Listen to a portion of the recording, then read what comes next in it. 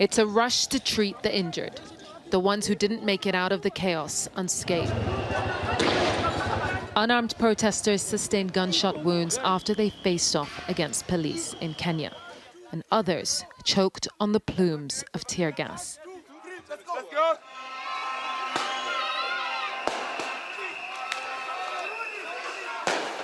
It's a hard-fought battle here in the streets of the capital.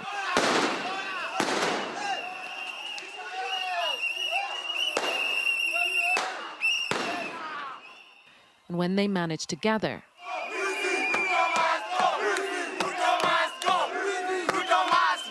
their message is clear.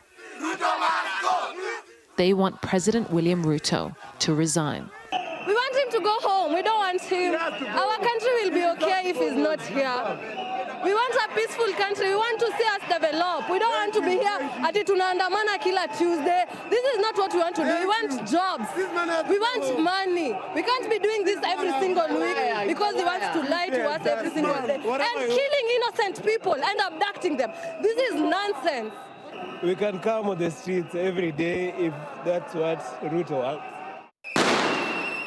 And this is the response.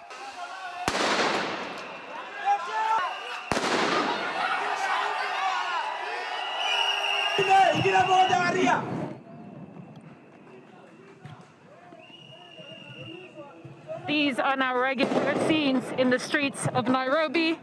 Riot police facing off against unarmed protesters who are challenging the state's power. Even on the quieter streets, the police pluck people from the pavement. This truck has 7 arrested men inside.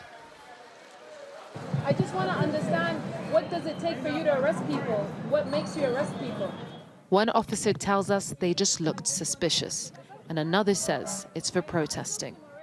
Stop and stop killing us! The Kenyan constitution allows for peaceful demonstrations, but the Kenyan National Human Rights Commission says there have been over 600 arrests of protesters since the 18th of June, and over 32 cases of abduction. I mean, they didn't want anyone to know where I was, right? So I later discovered that that was the instruction the cops were given at Kajiado police station. Don't allow anyone, don't agree that this guy is here, even though I was there.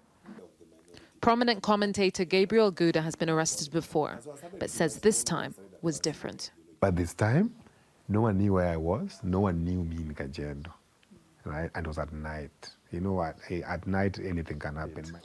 So do you think the government will be able to quell these protests? If these kids continue for as long as it takes, I think it's the government that will back down.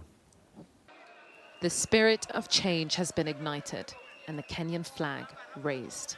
Whether or not Ruto resigns, history here has been made.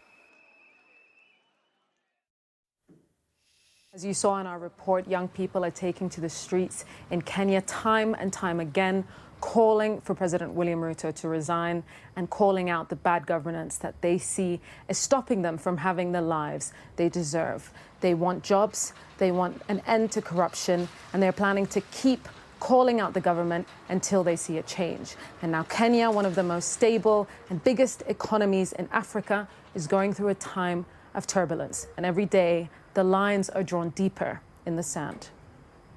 Yousra, thank you, as always, for all of your reporting there.